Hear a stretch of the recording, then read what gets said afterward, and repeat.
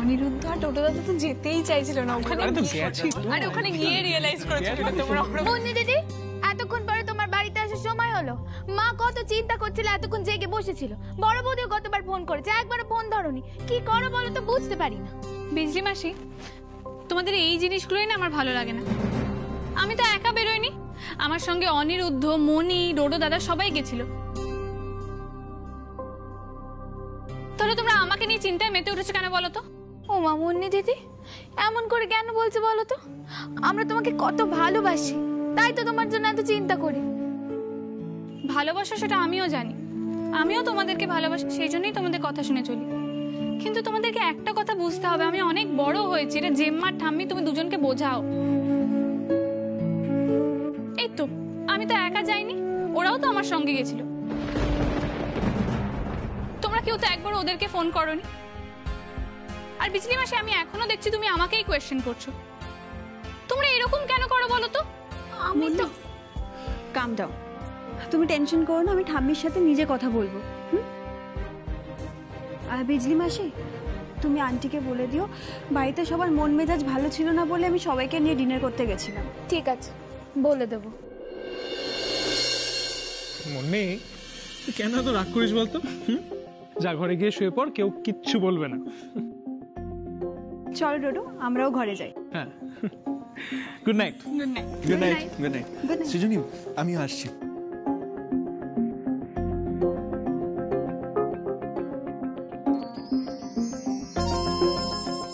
Good নাইট। আচ্ছা অনিরুদ্ধ, শোনো না, তুমি কি এখন ঘুমাবে না তো ছাদে গিয়ে আড্ডা মারতা?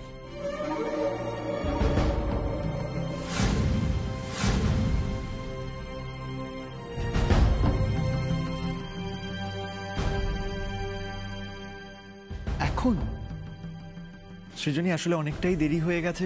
আর হসপিটাল থেকে না কল এসেছিল আমাকে চাচিকে দেখতে কাল সকাল 7টার মধ্যে একবার যেতে হবে। সেটা ফোন করে মাকেও জানাতে হবে। আর কৃষ্ণার সাথেও কথা হয়নি। আমি বরং এখন ঘরে যাই, তুমিও ঘুমিয়ে পড়ো, it's late. Good night. Good night.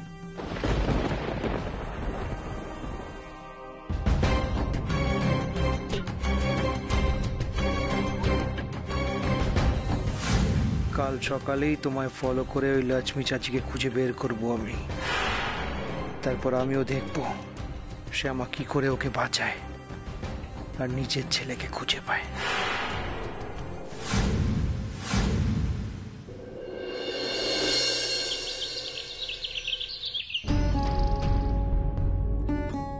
Aniruddha,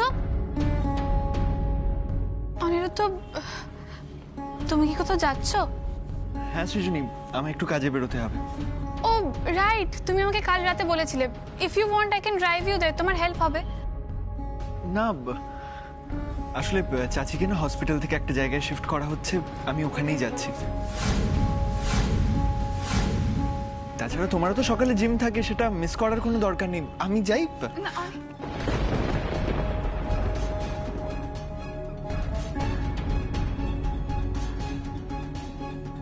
বেশ তো ঠিক ছিল, আবার কাল থেকে কেমন একটা বিহেভ করছো তুমি আমার সাথে। আমি কি তোমার গায়ে ইচ্ছা করে পড়েছিলাম? হোঁচট খেয়েছিলাম তো, সেটাও কি আমার দোষ? আর আমি কি কখনোই তোমার প্রশংসাও করতে পারবো না, মনের কথা এক্সপ্রেস করতে পারবো না? অমনি অ্যাভয়েড করতে শুরু করলে বলো আমাকে?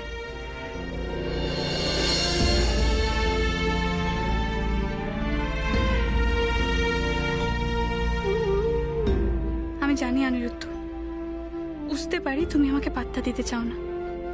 কৃষ্ণা ফিরবে বলে তুমি অনেক বেশি এক্সাইটেড। মনি খুব একটা ভুল কথা বলে না, পছন্দের জিনিস না পেলে ছিনিয়ে নিতে হয়। আমি বোকা, তাই তোমায় ছেড়ে দিয়েছিলাম।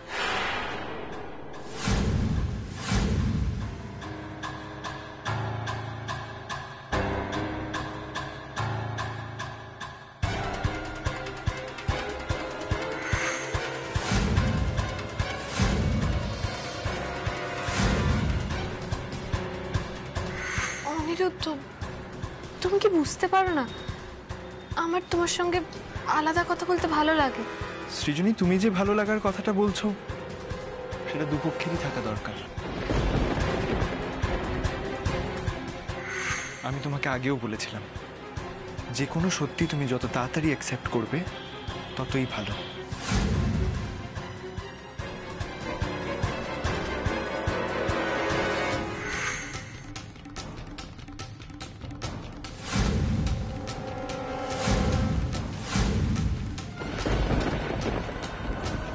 দেখি মুন্নি আবার দাঁড়িয়ে পড়লো কেন? কি যে করে না। অনিরুদ্ধ তো বেরিয়ে গেল, ওকে ফলো করাটা ইম্পর্টেন্ট। আমি নিজেকে ভুল বুঝিয়েছিলাম অনিরুদ্ধ, সেই ভুলটার সঙ্গে আমি আর থাকতে পারছি না। মনি তো আমাদের কথা আগে জানতো না, অথচ সেও বারবার বলছে যে তোমার সঙ্গে আমাকেই মানায়। কেন বোঝো না তুমি সেটা? আমি কি চাইলে তোমাকে পেতে পারতাম না?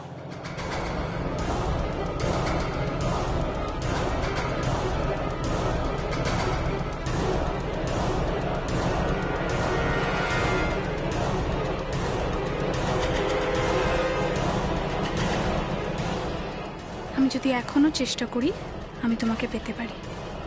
নিজেকে এত মহামূল্যবান মনে করো না। মুন্নি চাইলে কিন্তু এখনো তোমাদের জীবন নরক করে দিতে পারে, তোমরা সেটা বুঝতে পারছো না। আমাকে খুঁজিয়ে কিন্তু তোমরা ঠিক করলে না।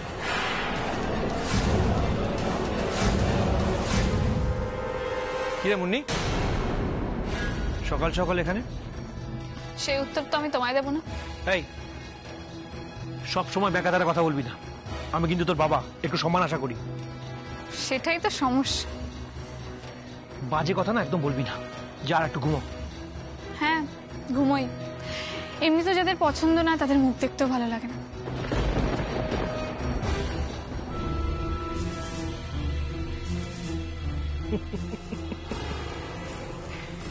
তুই কি বোকা রে মুন্নি, তোকে তাতানো কি ইজি, সিরিয়াসলি। আর ওদিকে সিনাও তো তাতাচ্ছে, আমি পরিষ্কার দেখতে পাচ্ছি। আরে আমি তো তোর বাবা, তোর উইক পয়েন্টগুলো আমি বুঝি।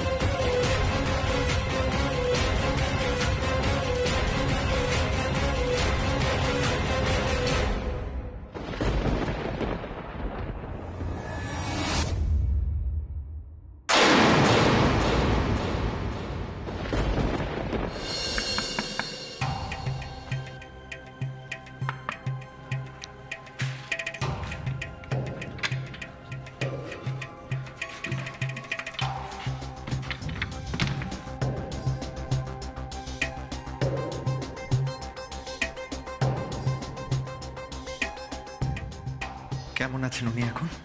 ভালো আছেন, আগের থেকে উনি অনেকটাই ভালো আছেন।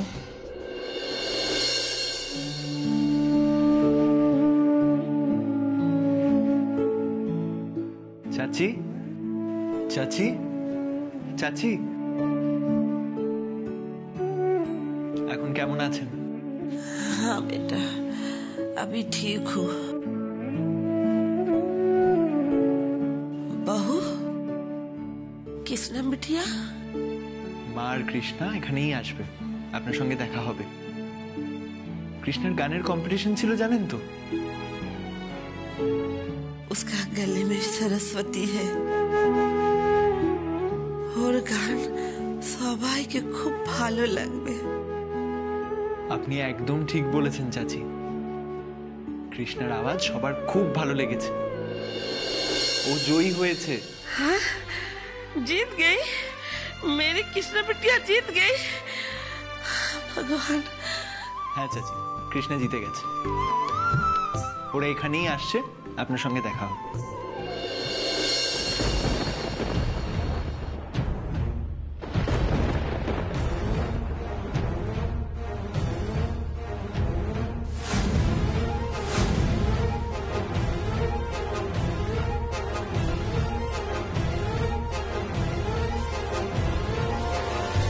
কৃষ্ণার চাচি দেখছি অনেকটাই সুস্থ, কথাবার্তাও বলছে, রেসপন্সও করছে।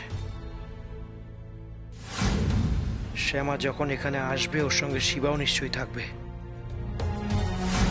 না না, রিস্ক নেওয়া যাবে না। ওরা এখানে পৌঁছানোর আগেই কাজটা খতম করতে হবে, যে করেই হোক।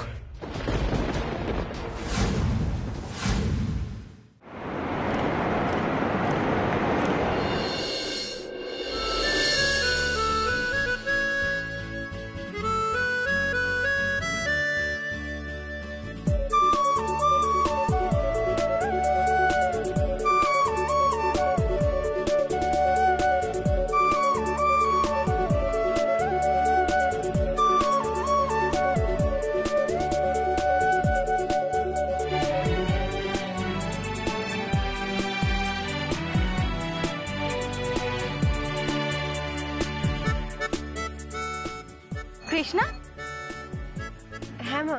কি রে, এরকম ভাবে মুখ গোমরা করে বসে আছিস কেন? এত বড় কম্পিটিশনে জিতলি, বাড়িতে ট্রফি নিয়ে যাচ্ছিস আর হাসবি না? বুঝেছি, অনিরুদ্ধের জন্য মন খারাপ করছে মা। না মা, তেমন কিছু না। আচ্ছা বাবা, ঠিক আছে, আর মুখ গোমরা করে থাকতে হবে না। এই তো এক্ষুনি বাড়ি পৌঁছে যাব, গিয়েই অনিরুদ্ধের সাথে দেখা করতে পারবি না। এবার হাস তো একটু। ধুর, তুমি যে কি বলো না। মা, আমরা এখন বাড়ি ফিরছি না। তাহলে এখন আমরা কোথায় যাচ্ছি? অনিরুদ্ধ তো এখন চাচির কাছে গেছে, আমরা ওখানেই যাচ্ছি এখন। ও, তোর কথা হচ্ছে অনিরুদ্ধর সাথে? বলছি শোন না, দিদি এখন কেমন আছে রে? আগের থেকে ভালো আছে। আচ্ছা ঠিক আছে, তুই এক কাজ কর, ড্রাইভার দাদাকে রাস্তাটা বলে দে। হ্যাঁ মা। আচ্ছা দাদা, আপনি বাইপাস ধরুন, তারপর আমি বলে দিচ্ছি কোথায় যেতে হবে। কৃষ্ণা, এবার তো একটু হাস। আগে কারোর সাথে না, সবার আগে আমরা অনিরুদ্ধর সাথে দেখা করতে যাচ্ছি। আর শোন, গিয়ে কিন্তু সময় নষ্ট করবি না, গিয়ে এই ট্রফিটা দেখিয়ে দিবি, বুঝলি? সত্যি আজ যে আমার কি আনন্দ হচ্ছে না, আমি মুখে বলেই বোঝাতে পারবো না। এরপরে তো দেশের বাইরেও নাম হবে, আর ওরা তো বলেছে তোর গানের অ্যালবাম বানাবে। শোন, তোদেরকে আমি বলে দিচ্ছি, দুদিন পরেই কিন্তু পুজো, কেউ মুখ গোমরা করে থাকবে না। জানিস তো, আমি না গাড়িতে বসে থাকতে পারছি না। আমি শুধু মনে মনে একটাই কথা ভাবছি, কখন আমি বাড়িতে যাব আর বাড়িতে গিয়েই মাকে জড়িয়ে ধরবো। আর দেখ না, দুদিন পরে তো পুজো, কত কাজ বলতো। সবাই একসঙ্গে তো পাড়ার পুজোর কাজও করতে হবে। শুধু তার আগে দিদি যদি বলে দিতে পারতো তোর ভাইটা কোথায় আছে, ব্যাস আমি নিশ্চিন্ত হতে পারতাম, জানিস তো। আমার মাথা থেকে একটা বড় চিন্তা যেত। সত্যি আমরা আরো অনেক বেশি খুশি হয়ে যেতাম, বল শিবা? হ্যাঁ মা।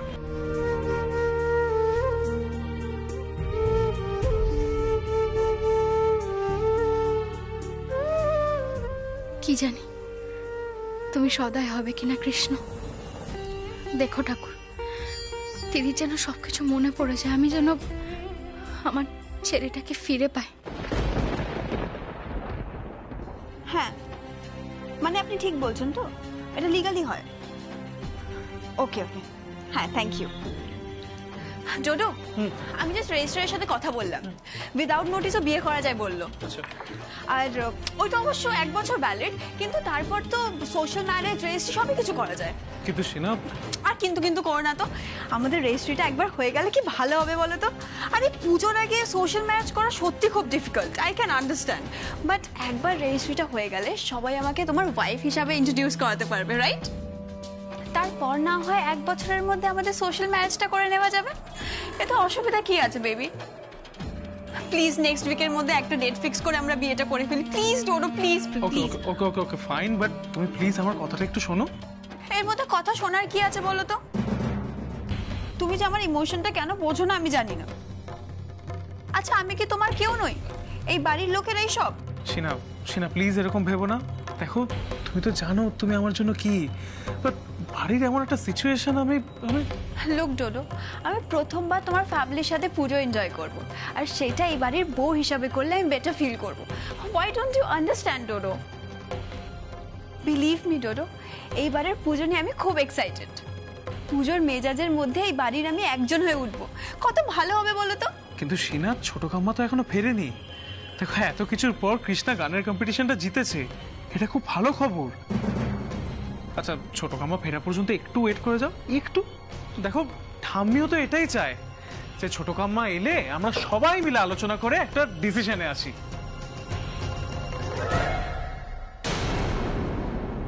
কাম অন ডোডো, বিয়েটা তো তুমি আর আমি করব, এতে ছোট কাম্মার কি রোল বলো তো? আচ্ছা, ছোট কাম্মা আমাদের সোশ্যাল ম্যারেজ নিয়ে প্ল্যান করছে, ছোট কাম্মাকে করতে দাও না। রেজিস্ট্রিটা তো আমরা দুজনে করেই ফেলতে পারি, তাই না? আর না না করো না তো, এবার কিন্তু আমি সত্যি রেগে যাবো। Sina please please try to understand. না ডোডো, তুমি যদি সত্যি আমাকে বিয়ে করতে চাও তোমায় আমার কথা শুনতে হবে। পারলে আমরা কালই রেজিস্ট্রি করতে চলে যাবো, বাড়ির লোকেরা গেলে ভালো, নাহলে আমরা দুজনেই বিয়ে করে বাড়ি ফিরবো। সিনা, আচ্ছা ডোডো, আমি বাকি কলগুলো সেরে আসছি। হ্যাঁ, বাট সিনা সিনা সিনা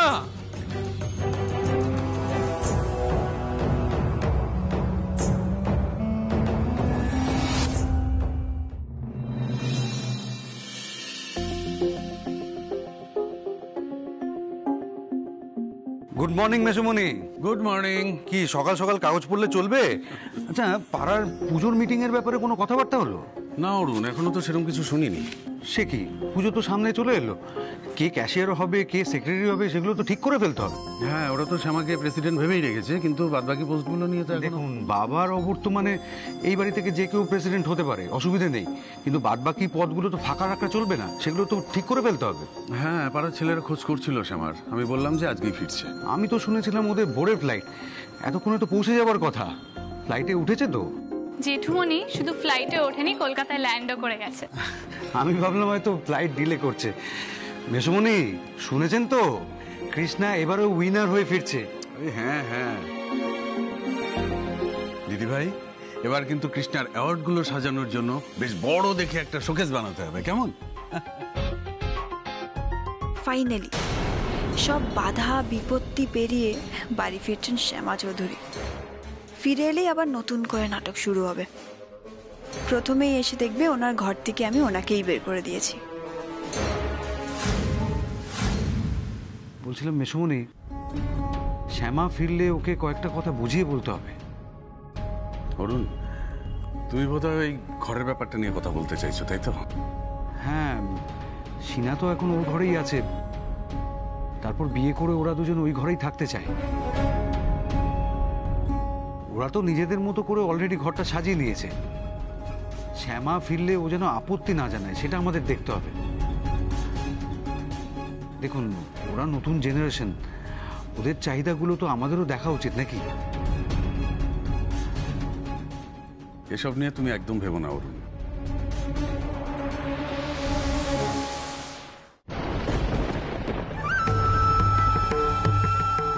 ওই বাড়িটা দেখতে পাচ্ছিস? ওই বাড়িটাতেই রাখা হয়েছে বুড়িটাকে। যাবি, তুলে নিয়ে চলে আসবি। তবে হ্যাঁ, অনিরুদ্ধ নামে একটা ছেলে তোদের বাধা দিতে পারে। দেখবি ফর্সা করে একটা ছেলে, কিছু করতে পারবে না, বাচ্চা ছেলে। তেমন হলে দুভা দিয়ে দিবি, কিন্তু কাজটা হওয়া চাই। ঠিক আছে স্যার, কোনো ব্যাপার নেই। গুড। আর এই পিস্তলটা এনেছিস তো? ঠিক আছে ঠিক আছে, এখন নিচে নামা, এখন নিচে নামা, আশেপাশে বাড়ি আছে, যাবি মাথায় ঠেকাবি, তুলে নিয়ে চলে আসবি। ক্লিয়ার? Clear sir.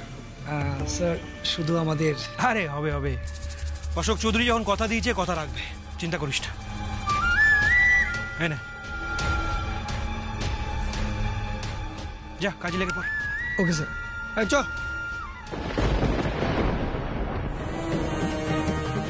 শ্যামা, নিজের ছেলেকে খোঁজার খুব চেষ্টা করছো, আপ্রাণ চেষ্টা করছো, কিন্তু সেই আশা যে আমি পূরণ হতে দেব না। তোমাকে যদি ছেলের খোঁজ পেতেই হয়, সেটা শুধুমাত্র আমার কাছ থেকেই পাবে। ওই চাচির কাছ থেকে তুমি কোনো খোঁজই পাবে না, কারণ খোঁজ দেওয়ার জন্য চাচিকে আমি বাঁচিয়েই রাখবো না। ছেলের খোঁজ করতে করতে যেদিন তুমি আমার পায়ে এসে পড়বে, সেদিন আমি ভেবে দেখলেও দেখতে পারি তোমাকে ছেলের খোঁজ দেবো কি দেব না। এই ছোট্ট গোপন কথাটা বসন্ত চৌধুরীর পরিবারের ভবিষ্যতের ইকুয়েশনটাই বদলে দিতে পারে। এই সুযোগটা আমি নষ্ট হতে দিতে পারি না, কিছুতেই না।